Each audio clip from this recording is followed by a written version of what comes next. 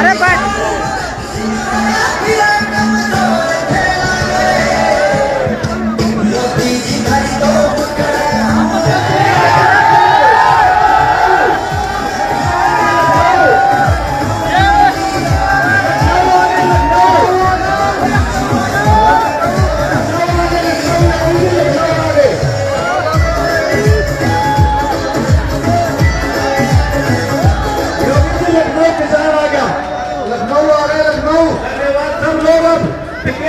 आपको संबोधित करेंगे। आप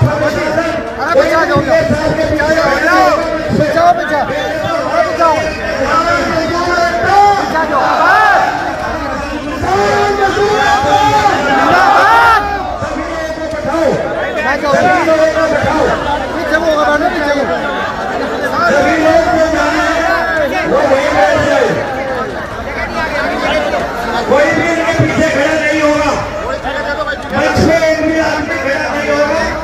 एक जोरदार नारा लगाओ, हम तुम्हारे साथ हैं, हम तुम्हारे साथ हैं।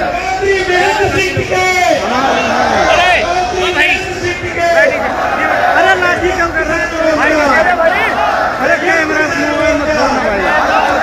मैं आमंत्रित करता हूँ, जितना आपको इंतजार था, किसानों के मुखिया, किसानों के विश्वव्यापी नेता चौधरी राकेश टिकैत आपको संबोधित करेंगे। आप बैठ जाएंगे। कौन भैया? अरे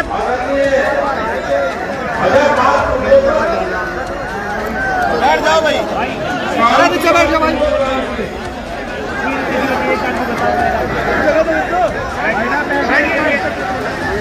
अरे बैठ जाओ, आप बैठोगे तो ठीक रहेगा। यहाँ पे बैठ जाओ, जल्दी बैठ जाओ, फिर मुझे लड़ाई क्या करते हैं। बैठ जाओ, बैठ नहीं बैठ जाओ। इन्हें प्रेस वालों को रहने दो, प्रेस वालों को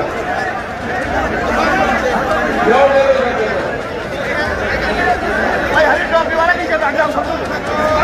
अरे आप सब बैठिए, मीडिया को स्पेस दीजिए। आप बैठिए, अजय तुम लोग बैठ जाओ, बैठो बैठो।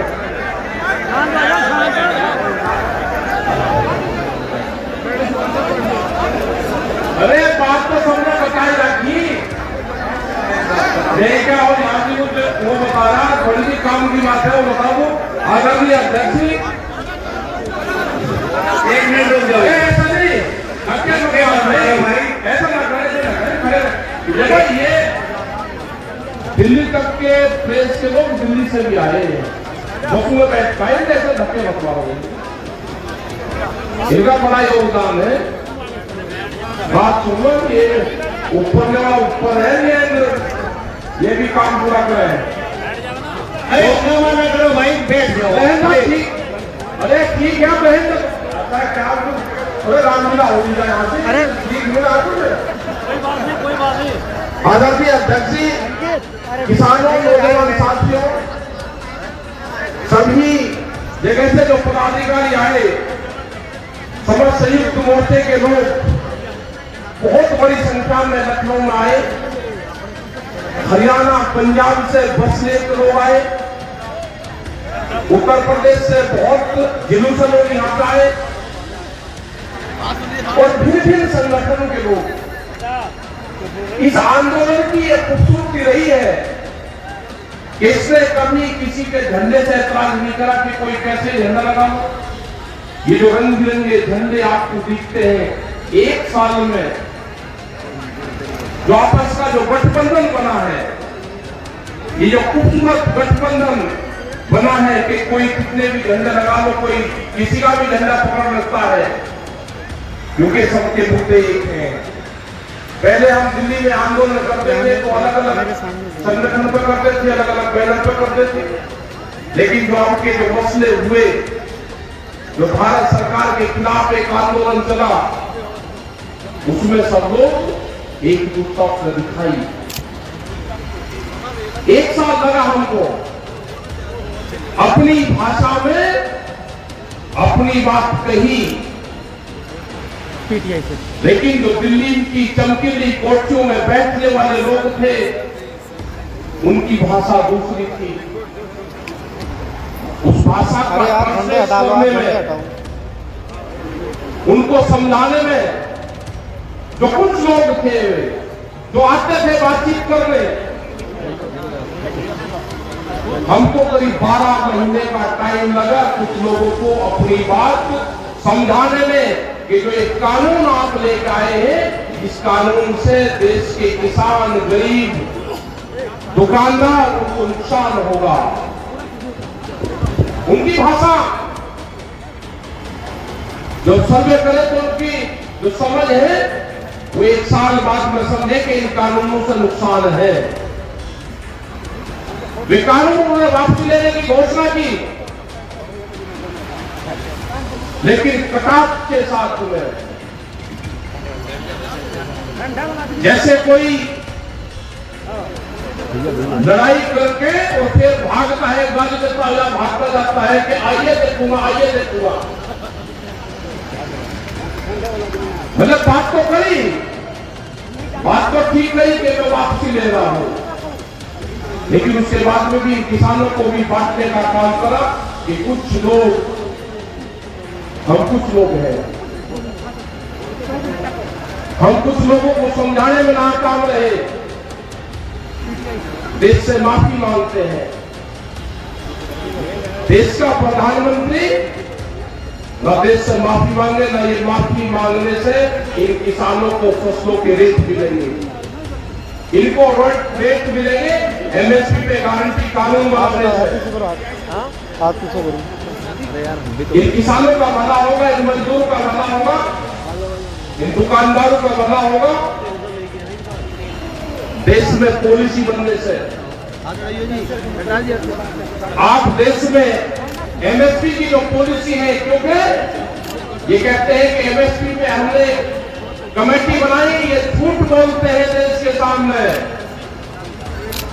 2011 में जब ये नरेंद्र मोदी जब मुख्यमंत्री गुजरात के होते थे, एक फाइनेंशियल कमेटी बनी थी, उसके ये हेड थे, कई मुख्यमंत्री की वो कमेटी थी, और भारत सरकार ने उन मुख्यमंत्री को कहा था कि एमएसपी पे क्या करना चाहिए वो आप बताओ। तो उन्होंने अपनी रिपोर्ट दी थी कि एमएसपी पे गारंटी कानून बने। उस टाइम के प्रधानमंत्री डॉक्टर मनमोहन सिंह को अपनी रिपोर्ट पेश की थी उन्होंने। वो रिपोर्ट पीएमओ में रखी हुई है आज भी। हमको वही चाहते हैं कि जिस कमेटी के आप अध्यक्ष रहे, उस कमेटी बनी हुई है, अब दूसरी कमेटी बनाने की देश को जरूरत नहीं है, और ना देश के पास में इतना टाइम है। अब आप स्पष्ट जवाब दो, आप अपनी ही बनाई हुई एमएसपी की कमेटी को जो प्रस्ताव है उसको आप लागू करते हो या नहीं करते हो? देश के सामने स्पष्ट जवाब देश के प्रधानमंत्री को देना होगा।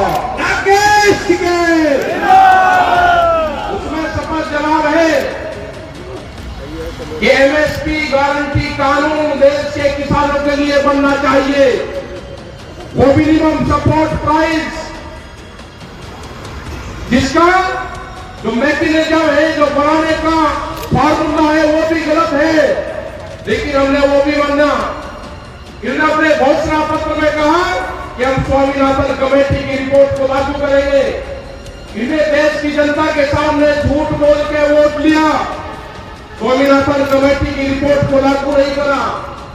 जो सीटों पर 50 वाला फार्मूला था वो देश को लागू नहीं करा। उसके हिसाब से गेहूं का भाव 3200 रुपया क्विंटल बैठता है। हमने कहा कि हम अभी मार्केट का भी मांग नहीं कर रहे। मार्केट के हिसाब से 15,000 रुपये क्विंटल गेहूं का भाव बैठता है। अगर 1967 को आधार वर्ष माना जाए, 3 क्विंटल गेहूं में 1 तोला सोना आता था।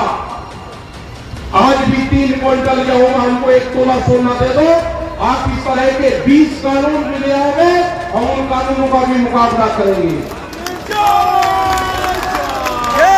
देश की जनता जाग चुकी है, आपको जवाब देना होगा। और ये देश के लोग भी समझ ले, ये जो नौजवान है ये भी समझ ले। यहाँ पे बहुत से आंदोलनकारी लोग आए, बहुत से हमारे नौजवान साथी आए, यहाँ पर बैठे हुए हैं जो टीचर जो धरने में बैठे हुए हैं, उन्होंने कहा कि हमारी भर्ती में धांधली करी गई। धांधली तो होगी, अब ये सरकारी नौकरियां नहीं देंगे, धांधली होगी। पूरे देश को प्राइवेट देंगे, प्राइवेट कंपनी का हाथ देंगे, ये धांधली होगी। अभी जो सरकारी एम्बुलेंस है उसके जो ड्राइवर थे वे आए कि हमको हटा दिया गया, उनने अगर मानदेय की बात करी तो उनको हटा दिया गया। पूरा देश प्राइवेट मंडी बनने जा रहा है।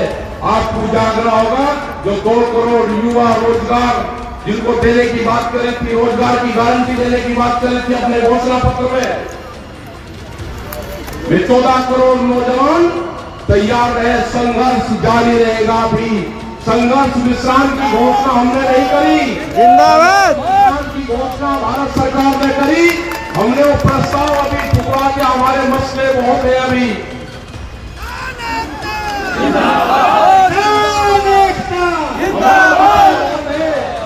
गांव की जमीनें बेची जा रही है, जो भी गांव समाज की जमीनें हैं, भारत सरकार प्रस्ताव लेकर आएगी कि ये जमीनें कंपनी आरएसएस के लोग बनाएंगे, उनको 99 साल की पट्टे पर जमीन दी जाएगी, मंडी बेची जाएगी। आपको कहते हैं कि मंडी के बाहर आप अपना अनाज बेच लो। इसका मतलब जब मंडी कमजोर हो जाएगी तो कहेंगे कि मंडी कमजोर होगी, इसकी आमदनी कम है। उन मंडी की जमीन को बेचा जा रहा है।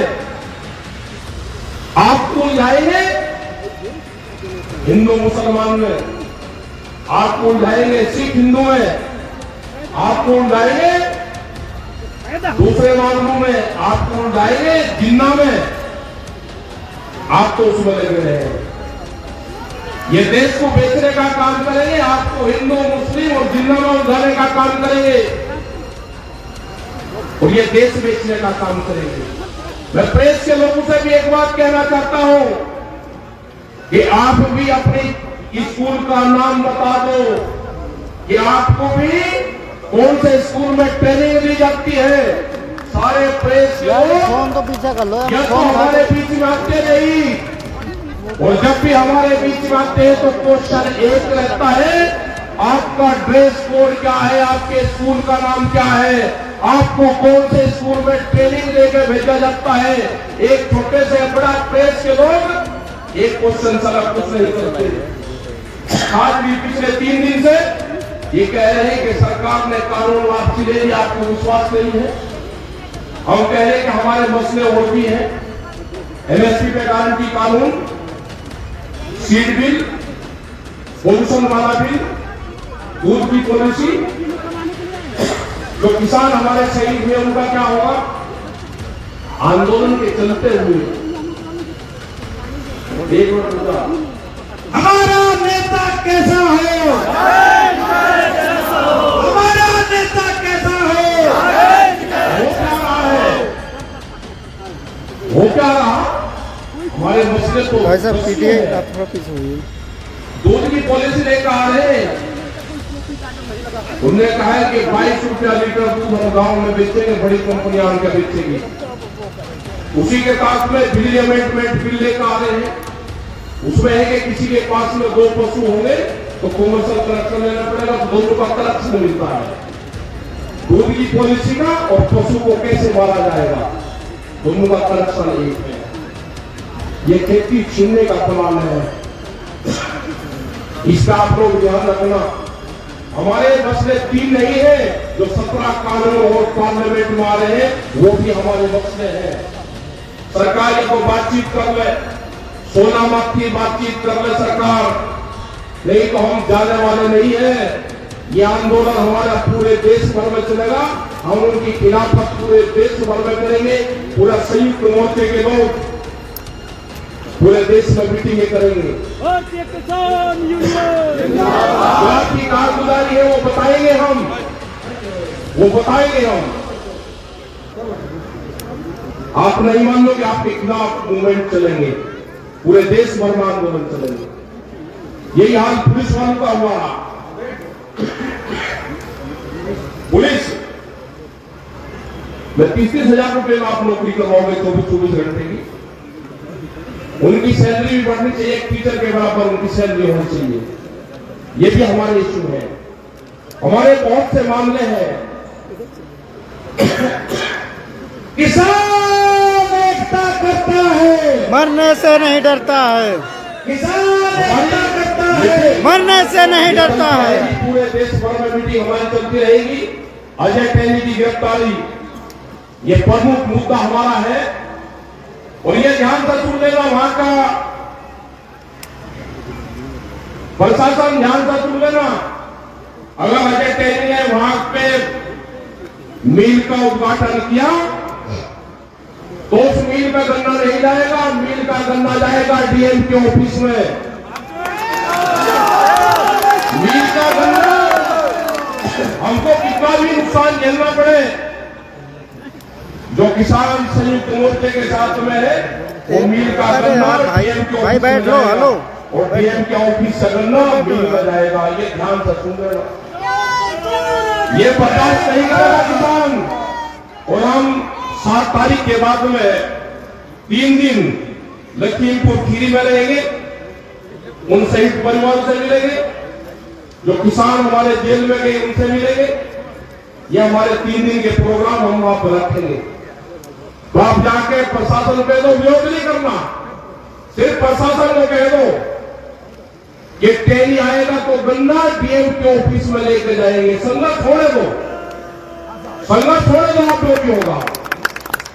मतलब उसको हीरो बनाना चाहते हो आप, कातिल से उसको हीरो बनाना चाहते हो, वो हीरो बनेगा, आगरा की जेल में बनवाएंगे उसको हीरो।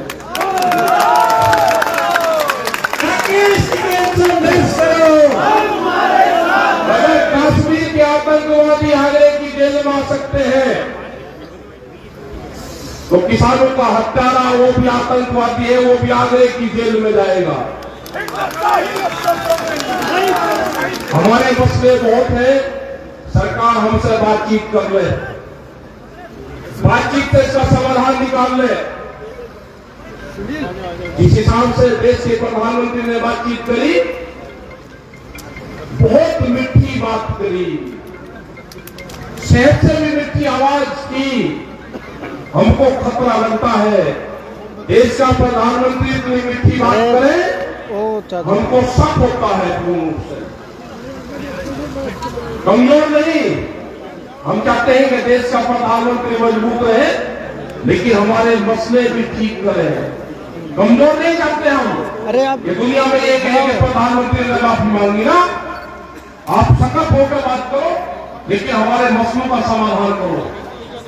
मसलों का समाधान नहीं होगा तो आंदोलन आपके खिलाफ होगा। हमारे बॉर्डर पे आंदोलन है, जो संयुक्त मोर्चे ने तय किया है। 29 तारीख तक के जो भी प्रोग्राम है, वे प्रोग्राम बादस्तूर हमारे जारी रहेंगे। जो ट्रैक्टर का प्रोग्राम है 26 तारीख को वहां पे 1 साल हो जाएगा, उससे प्रोग्राम है। 29 तारीख से 1000 लोग 60 ट्रैक्टरों में वहां से जाएंगे, वो हमारे मजबूत है। आप पीछे होइए, पीछे होइए। और हाउस के अंदर ये 29 तारीख से 2 या 3 तारीख तक ये कानून वापसी हो जाएंगे। एक जनता के बीच में अफवाह फैलाई जाएगी, ये कानून वापसी नहीं है, किसान घर वापसी नहीं जा रहे। जो 20 कानून बोल लेकर आ रहे हैं, उससे बातचीत कर लो। ये जब संयुक्त मोर्चे की भारत सरकार की बातचीत होती थी, उसमें तय हुआ था कि जब कानून वापसी हो जाएंगे, एमएसपी में गारंटी कानून बन जाएगा, ये धरना समाप्त हो जाएगा। और उसके बाद में एक कमेटी बनेगी, जो और मांगों पे कमेटी बातचीत करती रहेगी। आज भी ये बातचीत थी जनवरी की, दिसंबर की, लेकिन उसके बाद में 750 किसान शहीद हुए। उसका हर्जाना कौन देगा? जो मुकदमों का पर्चा है वो लेकर हम गांव नहीं जाना चाहते। हम इस आंदोलन का हिसाब किताब दिल्ली में ही निपटा के जाना चाहते हैं।